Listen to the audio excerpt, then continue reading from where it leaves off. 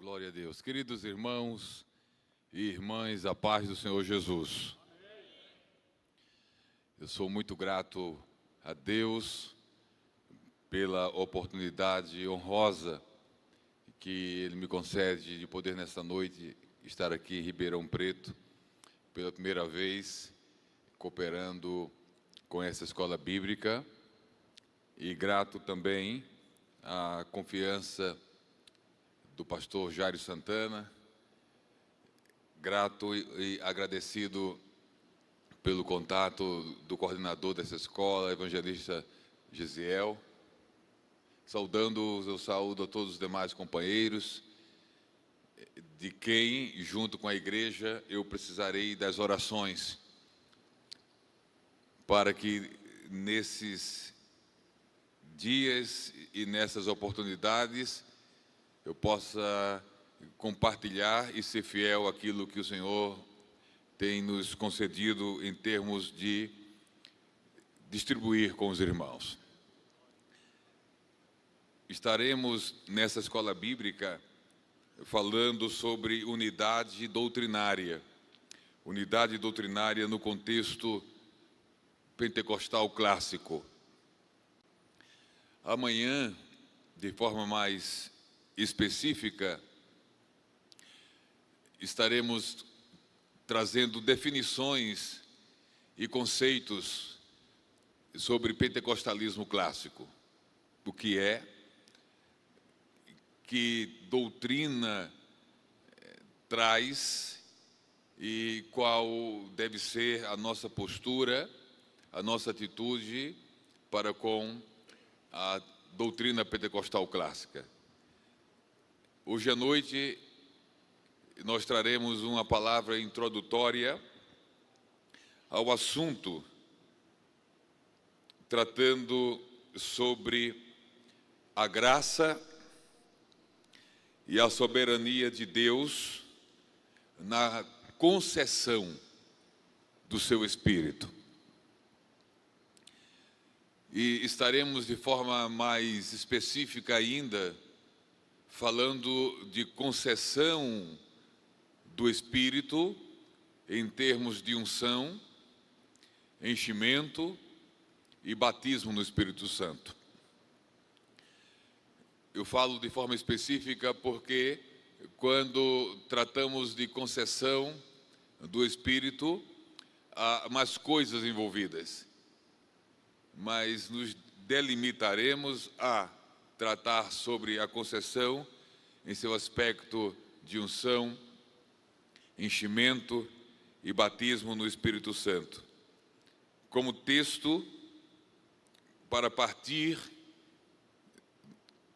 nós vamos ler, os irmãos podem nos acompanhar como estão, muito conhecido, Atos 1 e 8, Atos capítulo 1, versículo 8, que diz: mas recebereis a virtude do Espírito Santo que há de vir sobre vós, e ser-me-eis testemunhas, tanto em Jerusalém, como em toda a Judeia e Samaria, e até os confins da terra. Quando falamos ou tratamos sobre graça e soberania de Deus na concessão do seu Espírito em forma de unção, de enchimento e de batismo, é preciso, antes de qualquer coisa, nos lembrarmos do conceito de graça e do conceito de soberania divina. Quando falamos sobre a graça de Deus, estamos falando sobre o favor de Deus, a sua ação bondosa e imerecida para com cada um de nós. Graça traz consigo esse conceito. É aquilo que Deus faz por nós sem que tenhamos absolutamente nenhum mérito pessoal. Na realidade, tudo que Deus faz por nós, qualquer coisa que Ele realiza em nós, por nós, é tudo por sua graça. Não somos merecedores de recebermos o que recebemos de Deus, nem somos merecedores de por Ele ser usados dentro da sua obra com base nos dons que graciosamente Ele tem distribuído. Não há mérito algum, absolutamente mérito nenhum. Quando falamos sobre soberania de Deus, nós estamos falando do fato de que em sua soberania Deus nos concede coisas porque quer e porque pode. Em sua graça Ele nos concede quando não merecemos. Em sua soberania Ele nos concede primeiro porque Ele quer, porque Ele deseja, mas não apenas porque Ele quer e porque Ele deseja. Ele nos concede porque aquilo que Ele quer e deseja, Ele pode realizar. Em sua soberania, Deus não faz consultas. Em sua soberania, Deus não busca opiniões humanas. Em sua soberania, Deus não analisa circunstâncias e situações para decidir agir. Ele só age, Ele só faz, Ele só executa, Ele só realiza. Quando nós associamos graça e soberania de Deus no que diz respeito à concessão do seu Espírito, é importante entendermos que essa graça e essa soberania na concessão do seu Espírito é uma realidade presente desde o Antigo Testamento. É uma realidade presente desde antes do dia de Pentecostes. Para isso, nós vamos relembrar alguns textos bíblicos onde graça e soberania estão implícitos e explícitos, para entendendo o agir de Deus ao longo da história, compreendermos essa dimensão desse seu agir, fundamentada em graça e soberania, associado à concessão do seu Espírito em forma de unção, enchimento e batismo no Espírito Santo. Para isso, eu convido os irmãos, em primeiro lugar, a abrir a Bíblia mais uma vez, no Antigo Testamento, no livro de Números, nos lembrarmos de uma ação de Deus que envolveu a concessão do seu Espírito, fundamentada em sua graça e em sua soberania. No capítulo de número 11 de Números, versículo 16, nós lemos o seguinte, 16 e 17. E disse o Senhor a Moisés.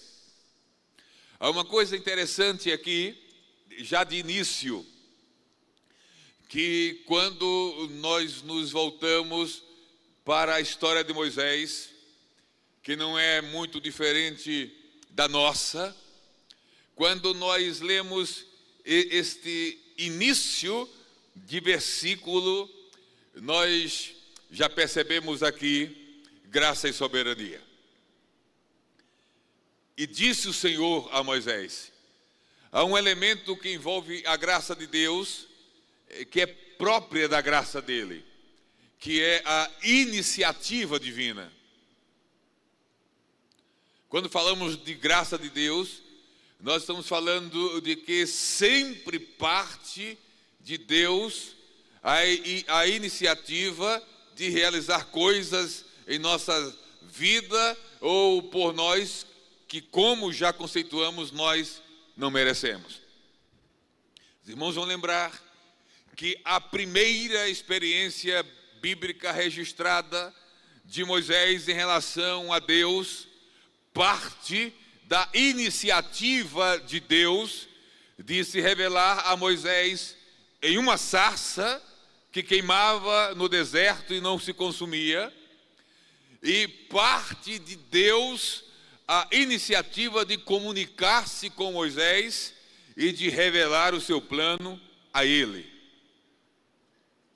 Quando nós iniciamos aqui a leitura de Números 11, 16, nós temos mais uma vez, outra vez, Deus tomando graciosamente a iniciativa. E a iniciativa de quê?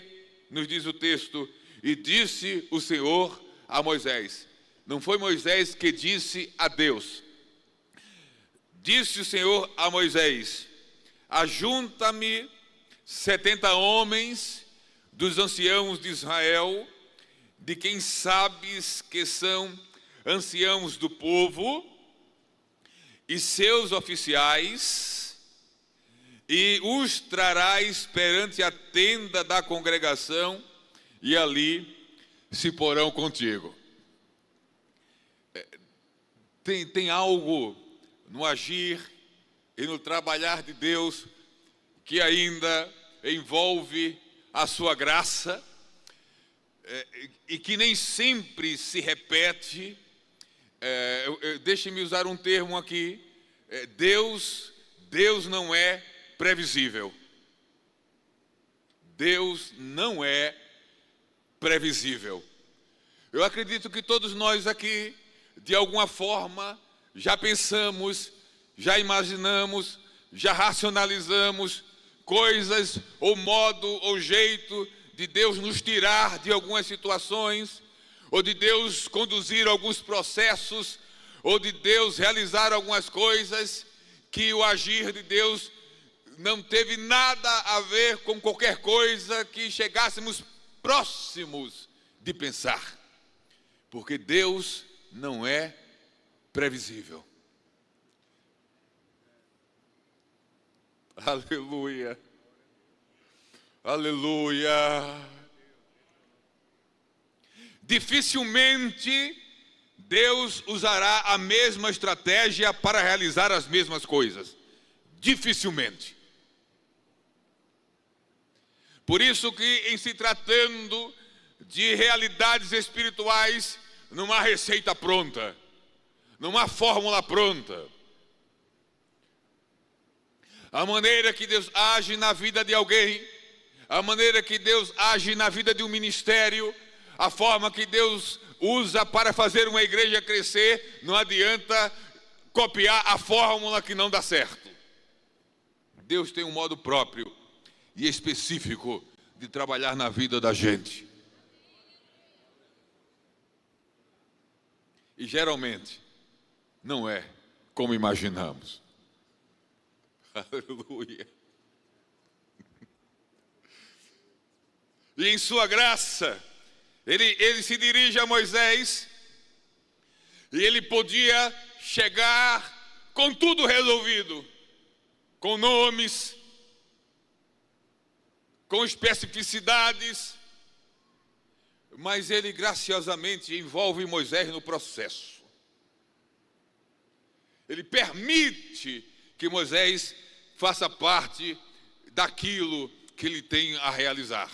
Então ele chama Moisés, fala com Moisés e diz: olha, Moisés, ajunta-me 70 homens. Deus não diz quem. Deus não chega com a lista. Deus poderia ter chegado com a lista. Moisés, é o seguinte, ajunta-me esses homens que eu aqui já escolhi. Eu tenho uma obra para realizar na vida deles. Não, que coisa!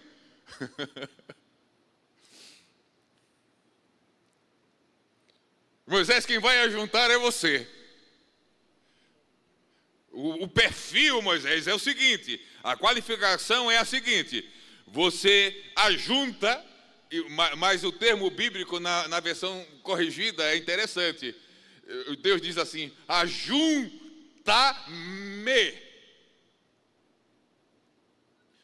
Junte para mim. Você vai juntar para o que eu tenho a realizar, que vai te ajudar. Mas você não está separando ninguém para você. Você vai separar para mim.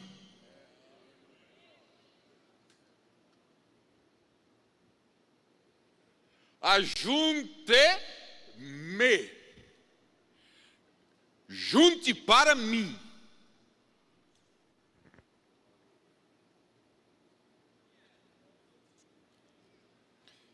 Aí Deus dá algumas informações detalhadas. Eu preciso de 70. São 70. Não são 69 nem 71, são 70. Devem ser dos anciãos do povo e seus oficiais. E o teu trabalho é, dentre esses, juntá-los e trazê-los perante a tenda da congregação, e ali se porão contigo. Moisés, nem mais nem menos, você só tem que fazer isso para mim. E o texto continua. E aí Deus continua com as suas orientações e agora revela seu propósito. Eu descerei, ali falarei contigo, tirarei do Espírito que está sobre ti, aleluia, e porei sobre eles, e contigo levarão a carga do povo, para que tu sozinhos não a leves. Aí aqui entra a soberania, a graça já começa na iniciativa divina de falar com Moisés. O demais é graça associada à soberania. Deus não desce, ou Deus não diz a Moisés, e nem pede permissão. Deus já diz assim: eu descerei.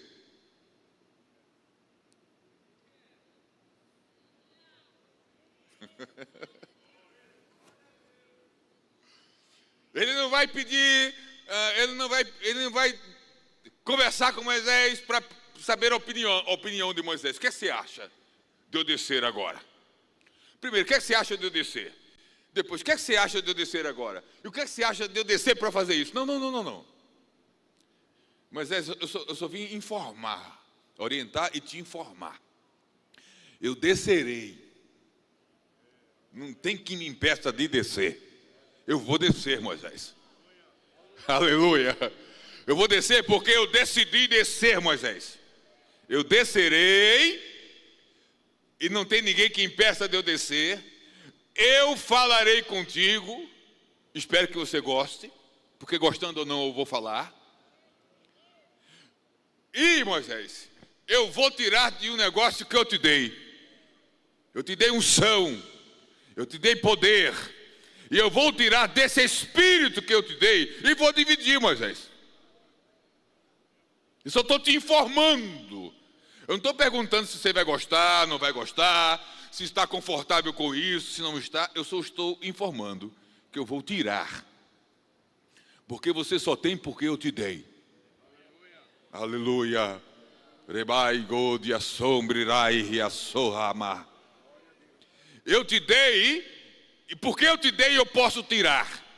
Porque eu te dei por duas coisas. Porque eu quis e porque eu posso. Eu vou tirar parte disso porque eu quero e porque eu posso. Eu vou tirar e vou distribuir.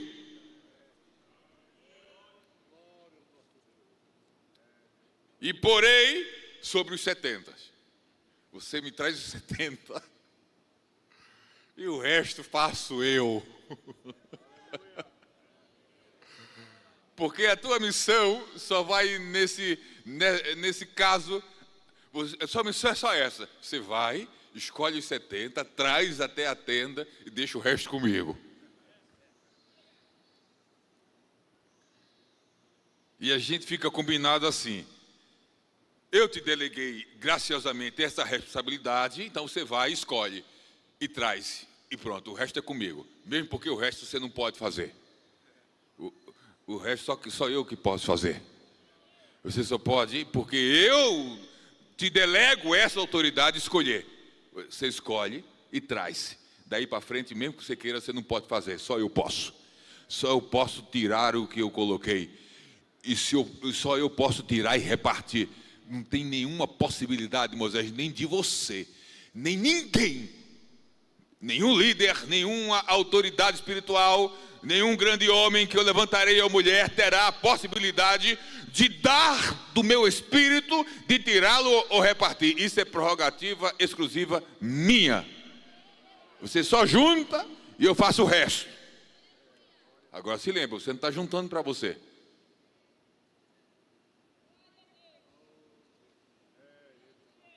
Você está separando para mim.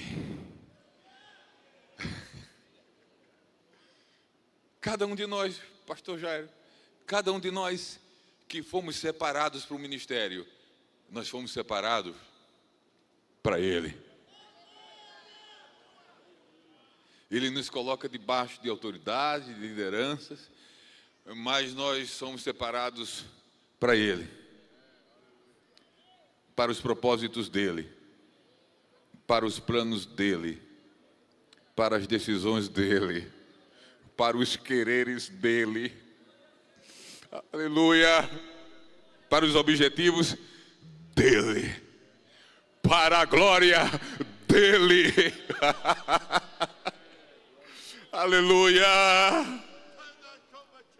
Rabai sombriai dagadia ramadoguvia. Aí Moisés obedece. Verso 24, e saiu Moisés e falou as palavras do Senhor ao povo, e ajuntou 70 homens dos anciãos do povo e os pôs em roda da tenda. Então, verso 25, o Senhor desceu na nuvem e lhe falou, e tirando do espírito que estava sobre ele, o pôs sobre aqueles 70 anciãos. E aconteceu que, quando o Espírito repousou sobre eles, profetizaram, mas depois nunca mais.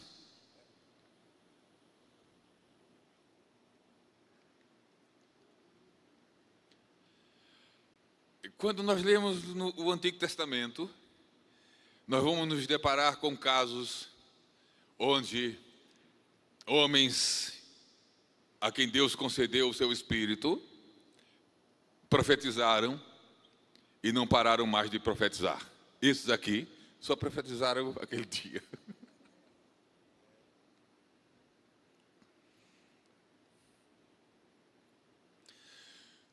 Não deixaram de ser usados por Deus. Porque o propósito de Deus para eles não era que fossem ou se tornassem profetas. O propósito era que se tornassem cooperadores e ajudantes de Moisés. Se o propósito de Deus para eles fosse o de se tornarem ajudantes e profetas, eles continuariam profetizando e ajudando Moisés. Mas para vocês 70, eu não vou dar o ministério profético.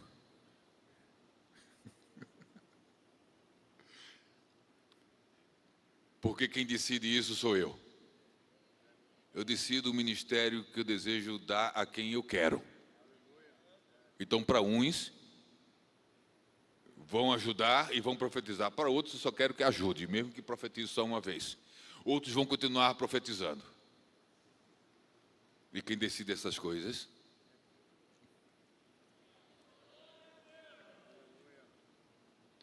Ah, como eu queria ser como o irmão fulano. Não dá para ser como quem você gostaria de ser, se Deus não decidiu que assim seria. Então vai se contentando com o que Deus te deu. e servindo a Ele da melhor forma possível com o dom que Ele te deu.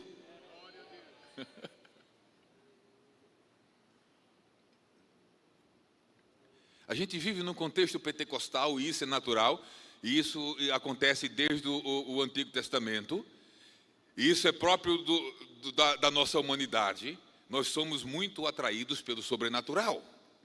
O sobrenatural atrai, o sobrenatural chama a atenção, o sobrenatural dá visibilidade.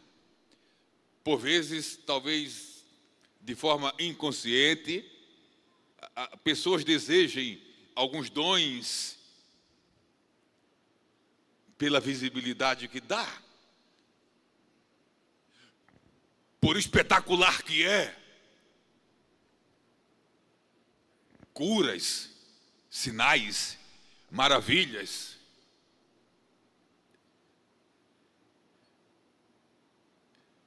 Chama atenção.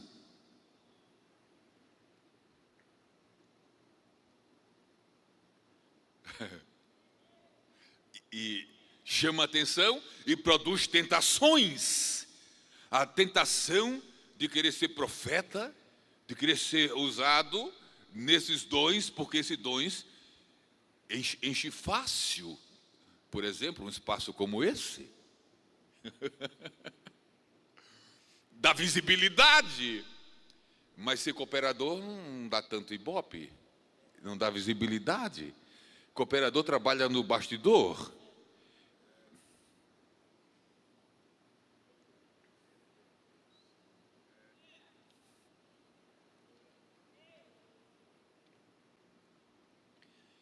Mas parece-me que aqueles 70 se contentaram em ajudar Moisés. Que grande privilégio de tantos ser escolhido e ficar entre os 70 que estariam mais próximos de Moisés. Que grande privilégio. Se Deus quisesse que eu continuasse profetizando, que bom, mas não quer, já é muito ajudar Moisés. Eu me alegro por me enquadrar entre os 70 e ajudar Moisés, mesmo que não tenha tanta visibilidade quanto ele, mesmo que não tenha a autoridade que ele tem, mas que honra poder ser escolhido por ele e capacitado pelo Senhor.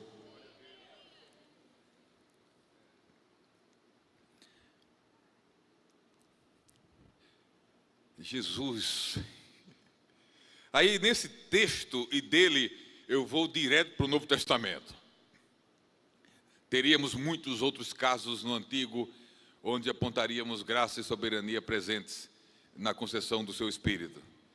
E nesse texto tem uma questão conhecida de nós todos, que nessa noite o Espírito nos traz a lembrança, é que na verdade lá no arraial, na tenda, só chegaram 68.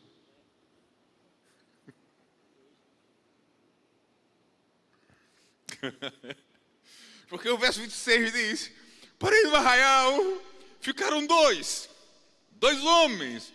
O nome de um era Eldade, e o nome do outro Medade, e repousou sobre eles o Espírito, porquanto estavam entre os inscritos, ainda que não saíram à tenda, e profetizaram no arraial. Interessante é que a Bíblia não dá detalhes do porquê eles não foram lá se reunir com os demais. Só diz que ficaram. Meu Deus, tem um negócio para falar aqui, daquelas coisas meio difíceis. Meu Deus do céu.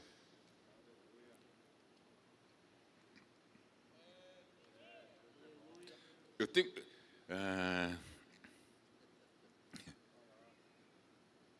Eu não sei. Eu preciso dizer que eu não sei. Se dependesse de Moisés, se os dois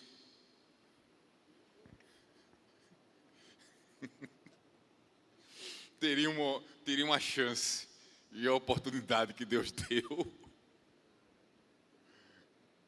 Nós não temos as informações. Nós não sabemos se os motivos deles, os dois terem ficado no arraial, eram justificáveis ou não. Se descuidaram, se atrasaram, não há nada de informação. O fato é que duas coisas acontecem aqui, pelo menos. Deus honra as escolhas de Moisés.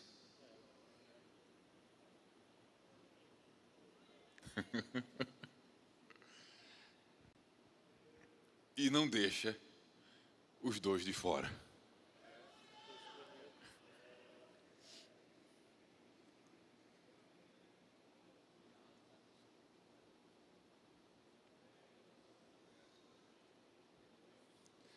Jesus, que negócio é esse?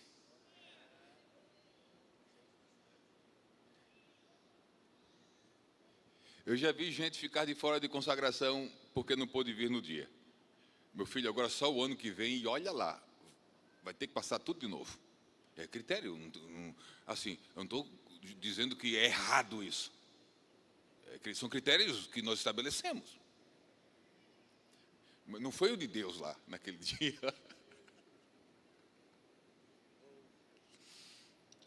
E eu já vi também o contrário, pessoas que não foram, e na próxima Santa Ceia, mesmo que faltaram. São casos e casos, especificidades, etc.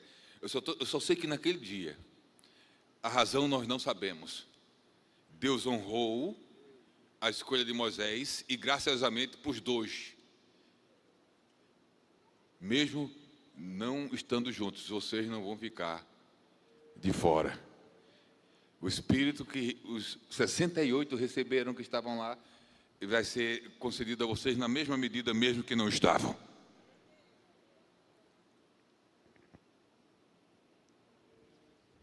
Aí um moço saiu correndo, diz o texto, e anunciou a Moisés e disse: Eldade e Medade profetizam no arraial.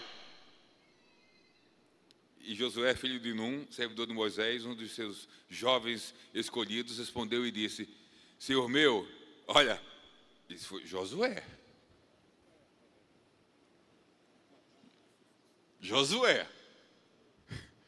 Senhor meu, Moisés, proíbe-lhe. Por que Josué se incomodou? Será que Josué estava com aquele olhar do tipo, por que não estavam aqui? Por que os daqui podem e os dois de lá, Josué entendeu que não podiam?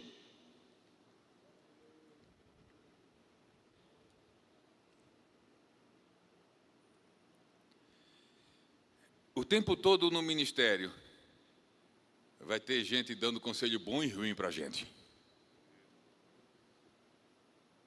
E na vida cristã de forma geral, que essa é uma escola bíblica de obreiros e membros. O tempo todo em nossa jornada vai ter gente boa. Josué era gente boa, mas gente boa falha, gente boa erra, gente boa por vezes não está discernindo, gente boa por vezes não está entendendo. Eu não vejo maldade em Josué, eu vejo falta de discernimento, eu vejo zelo. A gente pode imaginar mil coisas, mas só vamos saber quando chegar lá na eternidade. Do que motivou Josué a dizer, olha, não. Mas Moisés diz para ele o seguinte: tem ciúmes por mim? Ciúmes pode ser traduzido aqui, é uma palavra primeiro no grego que traduz ciúmes, que é zelo. Você está tão zeloso assim? Tão cuidadoso por mim? Tomara que todo o povo do Senhor fosse profeta, que o Senhor lhe desse o seu Espírito. E aqui a gente vai avançar com essa frase de Moisés. Moisés não teve problema nenhum em Deus tirar dele algo que o próprio Deus deu e repartir com outros. Olha o sentimento de Moisés. Quem dera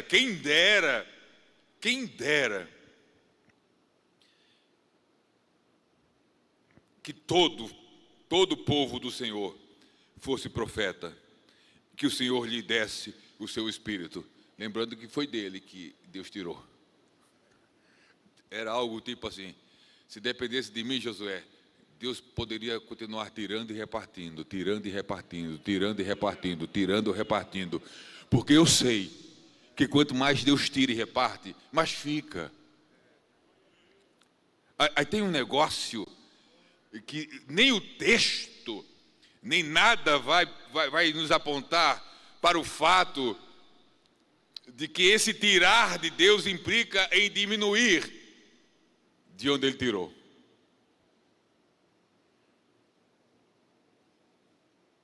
Porque o Espírito que enche Moisés, enche ele e enche o mundo todo. Não é um Espírito limitado numa medida onde, aqui está cheio, se eu tirar daqui, vai ficar vazio e eu não tenho como repor. Não, ele tira daqui, vou falar daqui a um pouco isso, diminuir o nível, e depois ele repõe este novo, sem faltar em lugar nenhum.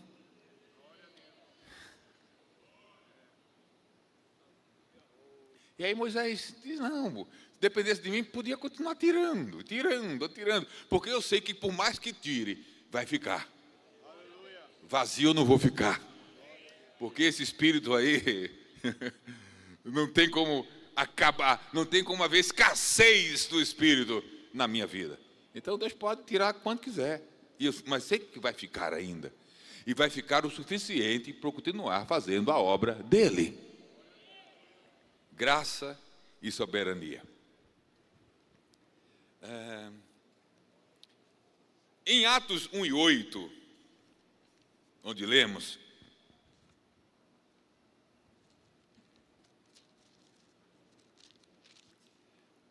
o texto escrito por Lucas diz: mas recebereis a virtude do Espírito Santo que há de vir sobre vós.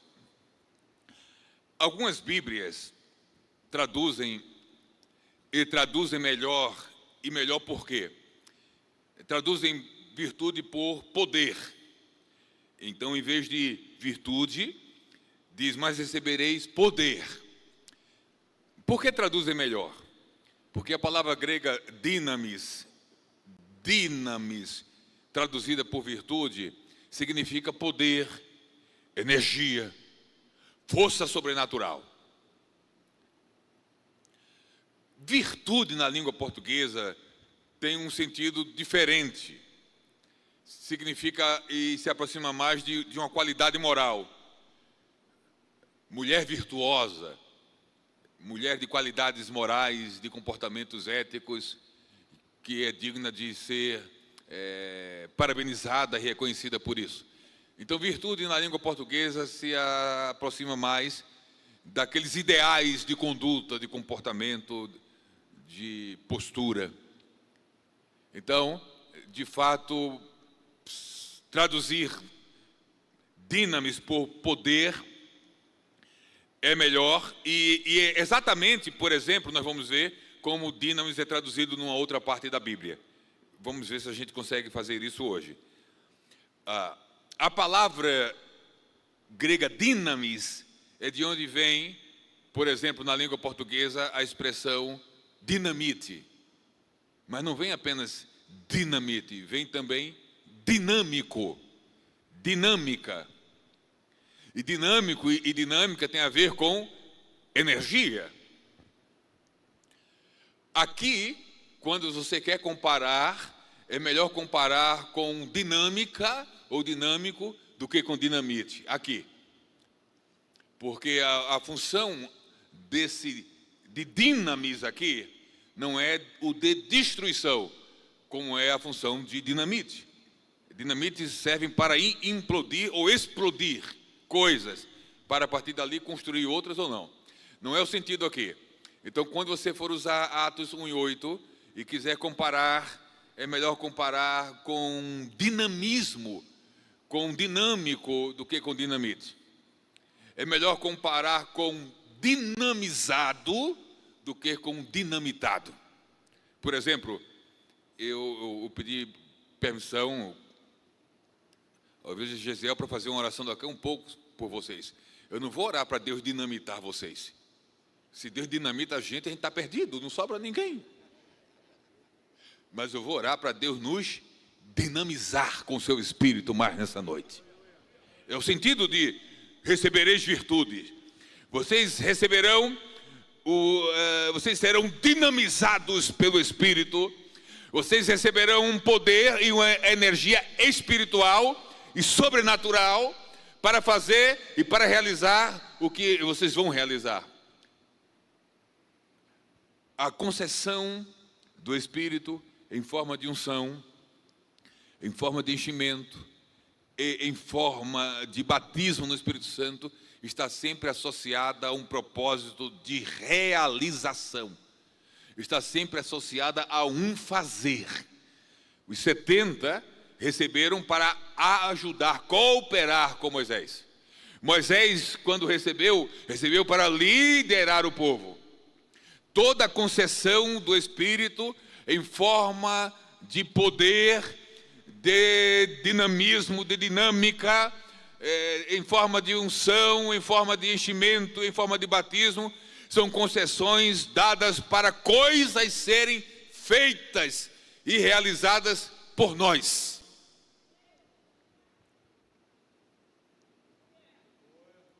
Quando recebemos de Deus, por sua graça e soberania, essas coisas, nós recebemos para que realizações, atos, por isso atos dos apóstolos, realizações dos apóstolos, mas realizações ou atos que sem a dinamização, sem serem dinamizados, sem serem batizados, não realizariam.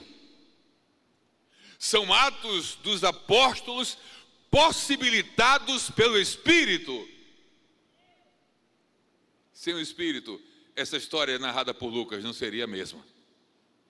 Sem o batismo no Espírito Santo, a história seria outra. E todos os efeitos na vida daqueles que foram batizados e que foram cheios do Espírito, se não fosse essa concessão de Deus, não realizariam o que realizaram. Deixe-me falar um pouco da natureza dessa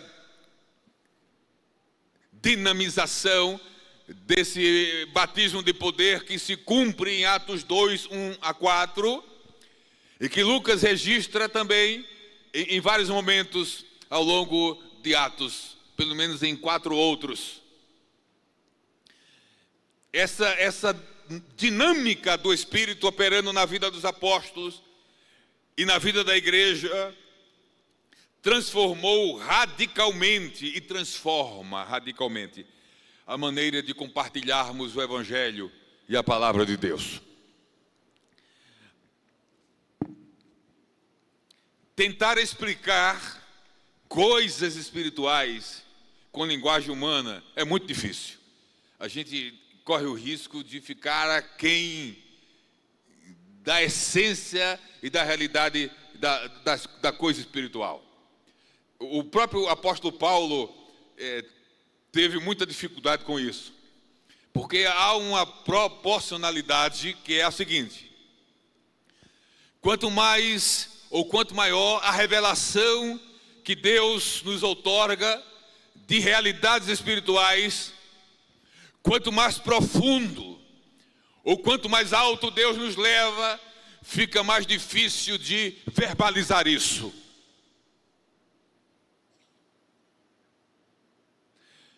Porque ao contemplarmos realidades espirituais altíssimas ou profundíssimas, nós vamos lidar com coisas, com saberes, com visões indescritíveis, que não são contempladas ainda em nenhum dicionário ou vocabulário.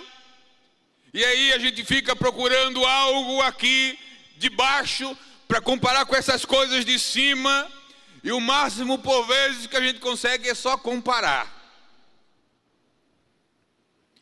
Mas essa comparação por vezes deixa a desejar. Paulo foi arrebatado ao terceiro céu, viu coisas, e ele disse: olha, não dá nem para descrever. João no Apocalipse viu coisas, e ele fez comparações. Olha, eu vi coisas lá em cima e o melhor que eu posso comparar com as de baixo são essas. Aí ele foi comparando. Mas deixe-me eu dizer para vocês, o que João viu e relatou está para além da essência da realidade das coisas que ele viu. Ele só pôde comparar com as coisas mais preciosas aqui de baixo, as coisas preciosas que ele viu lá em cima. Mas Paulo mesmo chegou a dizer, o que os olhos não viram, o que os ouvidos não ouviram, o que não chega ao nosso entendimento, é o que Deus tem preparado. Mas esse empoderamento, essa energização espiritual mudou e muda o jeito de comunicarmos a palavra de Deus. Já no capítulo 2 de Atos, nós vemos o efeito dessa ação. E eu falava de me aproximar um pouco da natureza dessa ação. Eu estou usando o termo aqui, energia. E quando a gente fala de energia, só pode pensar energia da perspectiva que conhecemos, energia elétrica, etc, etc, etc, etc. Mas aqui não é energia natural, é uma energia, é uma força, é um poder sobrenatural, mas real. Porque energia é algo invisível, mas perceptível. Você não vê energia elétrica, mas assim, não ouse colocar o dedo ou tocar no lugar por onde a corrente elétrica... Alguém aqui já levou um choque? Alguém aqui já levou um choque na vida? Eu já levei uns choques. E um deles eu creio que eu estou vivo porque Deus, em graça e soberania, quis que eu estivesse vivo. Eu estava num terreno assim, tipo limpando o mato do terreno e cortando umas árvores, e tinha umas bananeiras lá, eu com um amigo meu, vamos deixar tudo limpo, e a gente meteu o facão no caule da bananeira, e ela não caía, e aí nós agarramos de um lado, do outro, e começamos a empurrar a bananeira para cá e para lá, para cá e para lá. E no final ele desistiu, eu fiquei sozinho, como um bobo lá, desculpa a expressão, empurrando a bananeira, e eu não percebi que acima da bananeira passava aqueles fios de corrente de alta tensão que vem das usinas e que vai para os distribuidores de energia das cidades, aqueles cabos de aço de torre, alta tensão. E nesse meu balanço a bananeira para cá e para lá, a folha da bananeira pegou no fio de alta tensão, me jogou para longe, e eu estou aqui dando testemunho. O que eu vejo, às vezes, desse negócio é que o Edi ficou fulminado na hora. Eu não escapei daquele negócio lá. A folha bateu no fio, eu fui bum, só me lembro do bum, e caí para longe. A gente não vê energia, mas a gente sente. É assim com a energia espiritual. A gente não vê, mas quando ela começa...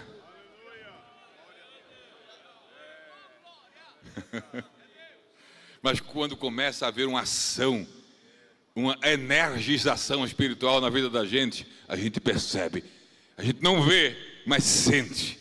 E há uma reação perceptível e visível de que tem uma corrente elétrica espiritual correndo naquela vida ou naquele ambiente.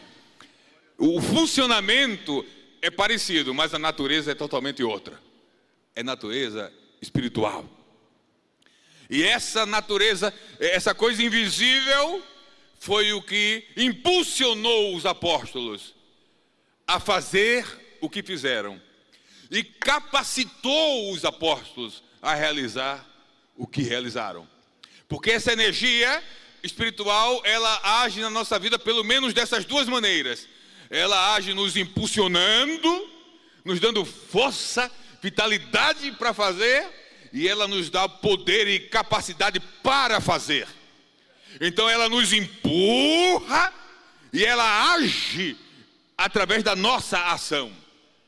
É por isso, por exemplo, os efeitos da pregação de Pedro, cerca de 3.000 almas. Aquilo ali é pura energia, é puro poder do Espírito agindo por meio da mensagem de Pedro. E há uma outra coisa interessante que precisamos lembrar. O Espírito é aquele que nos guia na mensagem, e o Espírito é aquele que energiza a mensagem.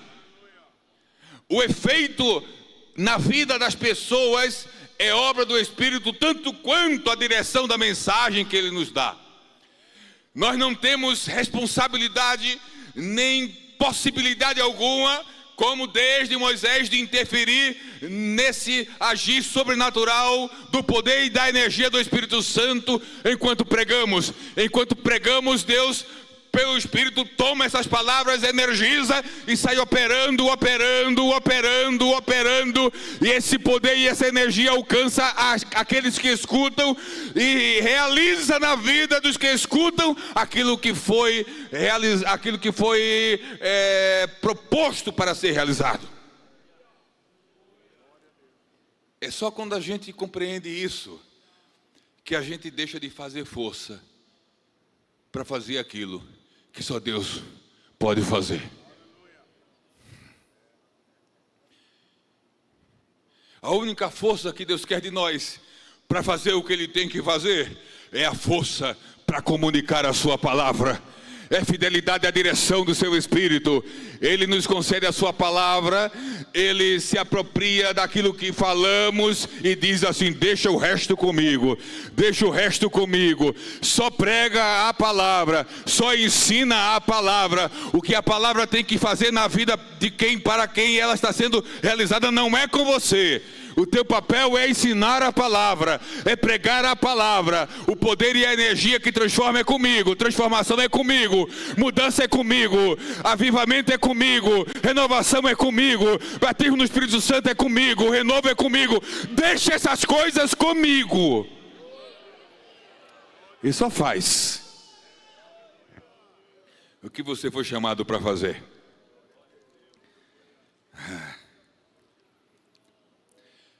Quando os apóstolos foram ameaçados e proibidos de continuar pregando a palavra, é só da perspectiva dessa força energética sobrenatural operando que nós vamos entender a resposta dos apóstolos em Atos 4:20. O verso 18 diz: e chamando-os, disseram-lhes que absolutamente não falassem nem ensinassem no nome de Jesus. Respondendo, porém, Pedro e João lhes disseram: julgai vós se é justo diante de Deus ouvir-vos ante a voz do que a Deus. E aí eles concluem dizendo assim: porque não podemos. Eles não dizem não queremos, eles dizem não podemos deixar de falar do que temos visto e ouvido. Não se trata de não querer, se trata de não poder, porque, senhores do Sinédrio, vocês não conseguem perceber, mas tem uma energia, tem um poder, tem uma força operando em nós e operando por nós, que a gente quer recuar, mas porque nós damos lugar e espaço, ela opera em nós, e quando a gente pensa em recuar, ela empurra a gente para frente, de forma que mesmo pensando em não querer, nós não podemos, porque ela está agindo, a energia, a poder, a força sobrenatural que nos manda continuar falando e pregando. E aí nós deduzimos disso, por motivos óbvios, de que todas as vezes que nós esmorecemos um pouco, diminuímos um pouco de realizar aquilo para o qual o Senhor nos chamou para realizar, e não apenas nos chamou, nos dinamizou, nos batizou, nos encheu. Quando nós recuamos, nos acomodamos, paramos, damos um tempo, só tem uma forma de entender isso: nós ficamos vazios ou quase daquela força que nos movia. Eu vou usar um termo. O pastor Jairo disse que segunda-feira, acho que semana passada, por um acaso, me viu pregando no culto de ensino, ensinando em Porto Velho, e eu falei isso em Porto Velho. Eu acho que foi a primeira vez que eu falei nesses termos. E eu já queria, eu falei eu pedi permissão para fazer uma oração. Eu queria, os irmãos podem ficar em pé. O Novo Testamento usa muito o termo cheio vazio, cheio vazio, cheio vazio, cheio vazio, em relação ao Espírito, porque nós sabemos do poder de produção de energia que a água tem. Por isso as hidroelétricas. A água é fonte de produção de energia. Hoje tem um termo que nós poderíamos usar, que os apóstolos não usaram, que Lucas não usou, porque não tinha na época dele, celular. Os nossos celulares deixam ou param de funcionar quando descarregam. Aí quando o celular descarrega, ele deixa de fazer aquelas múltiplas coisas que ele faz, porque descarregou. Quem é que sabe disso aqui? Que pergunta tola, não? Quem é que sabe disso aqui? Tá. Aí vem uma outra pergunta. Aí não precisa responder. Quantas cargas por dia você dá no seu celular só para ele não descarregar? Eu vou fazer a outra pergunta. Você espera o teu celular zerar para recarregar de novo? Não. Mas a gente faz isso com a nossa vida espiritual. A nossa vida espiritual, e eu avançaria, mas o tempo já nos diz, pare aqui. A nossa vida espiritual implica e exige recargas. Os apóstolos não foram cheios uma única vez. Eles foram batizados no Espírito Santo, e há registros de outros enchimentos dele no Espírito Santo. Não era mais o batismo, era só recarga. Eu vou fazer uma oração simples nessa noite. Eu quero convidar aqui à frente gente que entrou aqui precisando de recarga. Não sei se você virá, mas eu quero orar. Mas eu não sei que você virá. Porque há pessoas aqui que não fazem mais como faziam. E nem fazem mais o que faziam. Só está faltando uma coisa, querido. Recarga. Ser cheio de novo. Daquilo que um dia você foi cheio. Se você entende isso, entende a graça e a misericórdia de Deus que te concedeu, e que por qualquer motivo não está tão energizado como já teve, ou energizado, eu queria orar por você. Você pode vir aqui à frente. Venha. Pode vir. Eu peço ao Senhor, Ele sabe disso todo dia. Recarga. E peço em todo lugar. Eu peço recarga dentro do avião. Eu peço recarga no ônibus. Eu vim pedindo recarga do ônibus de São José dos Campos para Campinas. E Deus não tem um jeito só de recarregar. Deus tem vários jeitos de recarregar, gente. E com cada um Ele tem um jeito assim. A gente chama de mistérios. Eu não vou dizer para vocês como é que... o jeito que Deus mais me dá recarga. Mas sabe o que acontece? Quando Deus dá recarga na gente, a gente sabe que Ele deu. Nessa noite, a recarga do céu. Olha, eu disse que quando Deus nos dá recargas, quando Deus nos enche de novo, a gente sabe. E eu estou buscando, pastor Jairo, eu estou buscando cuidar da minha vida espiritual, pelo menos como eu cuido do meu celular. Porque eu não espero ele zerar. Eu vim com o diácono Gabriel.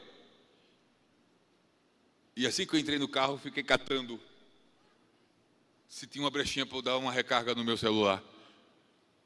E vi que tinha, mas eu deixei o cabo lá atrás, ele estava recarregando o dele também.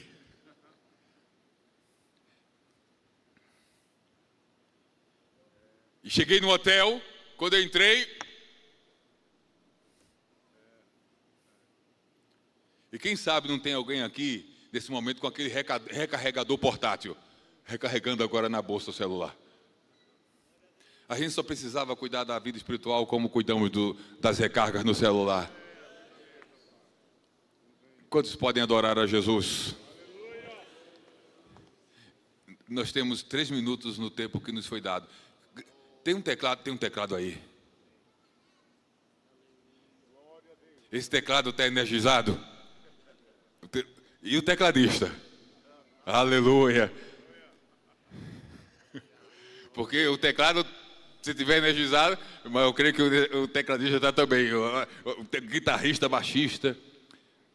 Pai, queremos louvar o teu nome. Tributar a ti toda a honra, toda a glória, todo o louvor e toda a adoração. Te louvamos e damos única e exclusivamente a ti todo o crédito. Absolutamente todo o crédito pela palavra que nos enviaste nessa noite. Não há mérito algum. Não há mérito algum. Não tomo nem roubo de ti glória e honra alguma. Para aquilo que em graça, misericórdia e soberania nos concede de falar e de ouvirmos nessa noite. E eu creio, conforme a palavra que nos deste nessa noite, que enquanto falávamos, já havia um processo de um toque do Espírito, de uma unção vindo novamente, de um enchimento sendo retomado, de uma energia sendo novamente concedida através do poder da tua palavra. E agora o que estamos fazendo, Senhor, é apenas orando a ti em gratidão. Mas não é somente uma oração de gratidão, é uma oração de necessidade. Porque tanto nesse espaço do templo, como nesse espaço tribuna, a partir desse que te ora e que te fala, há uma necessidade de ser cheio, e cheio continuamente do teu Espírito. Então nessa noite, na minha vida e na nossa vida, porque tu queres e porque tu podes, nos enche de novo e nos recarrega naquela medida necessária à vida de cada um de nós.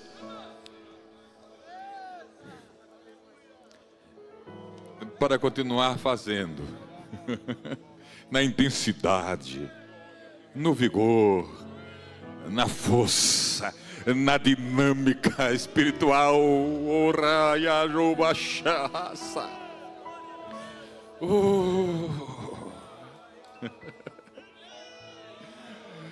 Aleluia.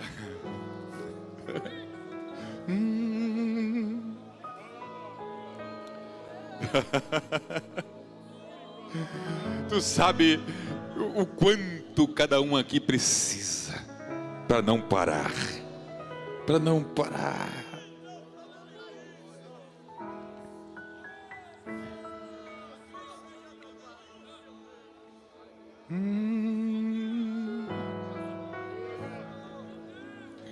Onde esses aqui à frente, os que estão na retaguarda deles, nós aqui, daquele jeito, daquela forma. Às vezes é com barulho e às vezes é sem barulho. Somente enche, somente enche, somente faz de novo, enche de novo, empodera de novo, e de novo, e de novo, e de novo, e de novo, e de novo, e de novo, e não para, e não para, e não para, e não para, e não para de continuar nos enchendo.